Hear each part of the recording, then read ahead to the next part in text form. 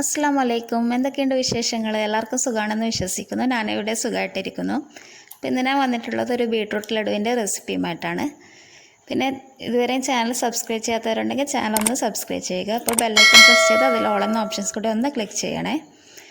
പിന്നെ ഞാൻ ചെയ്യുന്നത് ഈ ഒരു ബീട്രൂട്ട് ലഡു ഉണ്ടാക്കാൻ വേണ്ടിയിട്ട് ഞാനിപ്പോൾ ഒരു കപ്പ് ബീട്രൂട്ട് ഗ്രേറ്റ് ചെയ്തെടുത്തത് ഒരു പാനിൽ ചേർത്ത് കൊടുക്കുന്നുണ്ട്. ഇതിൽ നമുക്ക് മീഡിയം ടു ലോ ഫ്ലെയിമിൽ നന്നായിട്ടൊന്ന് വഴറ്റി കൊടുക്കാം. ബീട്രൂട്ടിൻ്റെ പച്ചമണം മാറാൻ വേണ്ടിയിട്ടാണ് ഇങ്ങനെ ചെയ്യുന്നത്. പിന്നെ ഇതിലേക്ക് ഞാനിപ്പം ഒരു കപ്പോളം വെള്ളം ചേർത്ത് കൊടുക്കുന്നുണ്ട്. വെള്ളം ചേർത്തിട്ട് ഒന്ന് നന്നായിട്ട് തിളപ്പിച്ചെടുത്ത ശേഷം നമുക്കിത് അടച്ച് വെച്ചിട്ടൊന്ന് വേവിച്ചെടുക്കാം. അപ്പോൾ കുറച്ച് നാൾ എനിക്ക് വീഡിയോസ് ഒന്നും അപ്ലോഡ് ചെയ്യാനൊന്നും സാധിച്ചില്ല. കുറച്ച് ആരോഗ്യ പ്രശ്നങ്ങൾ കാര്യങ്ങളൊക്കെ ആയിട്ട് അങ്ങനെ കുറച്ച് ചെറിയ ഗ്യാപ്പ് എടുക്കേണ്ടതായിട്ട് വന്നു. ഇനിയും നിങ്ങളുടെ സപ്പോർട്ടൊക്കെ ഉണ്ടാവണം കേട്ടോ. അപ്പോൾ ബീട്രൂട്ടിന് പിന്നെ ഒന്ന് തുറന്ന് വെച്ച ശേഷം ഒന്നുകൂടി ഇതിലുള്ള വെള്ളമൊക്കെ ഒന്ന് വറ്റിച്ചെടുക്കുക. അപ്പോൾ നമ്മൾ ബീട്രൂട്ട് ഗ്രേറ്റ് ചെയ്യുന്ന സമയത്ത് അതിൻ്റെ ഒരു വലിപ്പത്തിനനുസരിച്ച് അതിൻ്റെ വേവിൽ വ്യത്യാസം വരും. അതുകൊണ്ടാണ് ഞാൻ പ്രത്യേകിച്ചൊരു ടൈമും കാര്യങ്ങളൊന്നും പറയാത്തത് കേട്ടോ.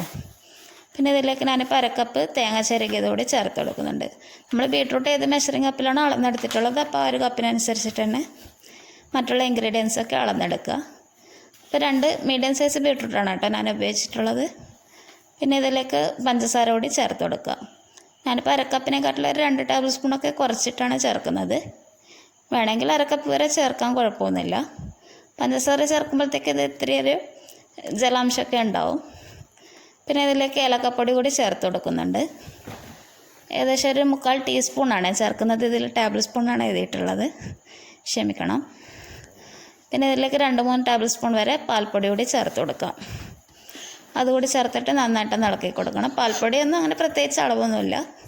അളവ് ഇത്തിരി കൂടിയാലും കുറഞ്ഞാലൊന്നും വലിയ പ്രശ്നങ്ങളൊന്നുമില്ല കേട്ടോ.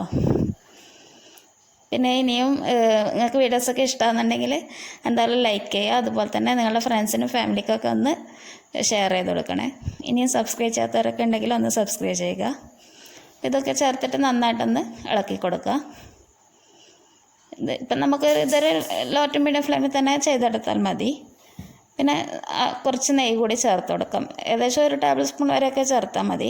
നെയ്യും കൂടുതലായി കഴിഞ്ഞാൽ നമുക്ക് ഇത് റോൾ ചെയ്തെടുക്കാൻ ഇത്തിരി ബുദ്ധിമുട്ടായിരിക്കും.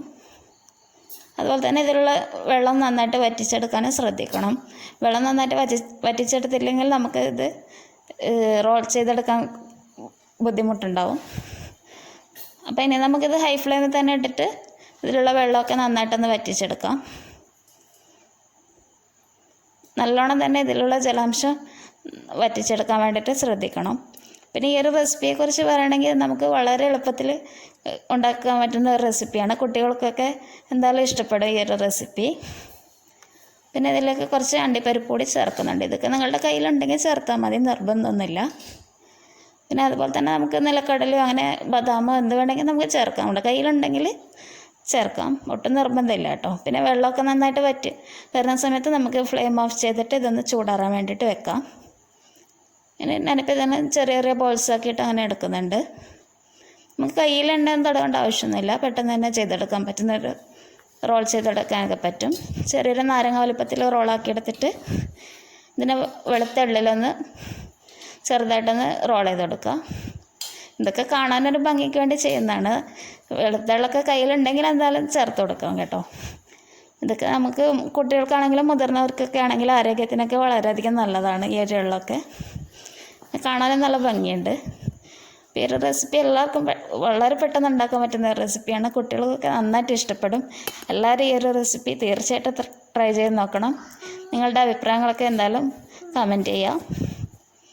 അപ്പോൾ ഇനിയും സബ്സ്ക്രൈബ് ചെയ്യാത്തവരുണ്ടെങ്കിൽ ഒന്ന് സബ്സ്ക്രൈബ് ചെയ്യണേ.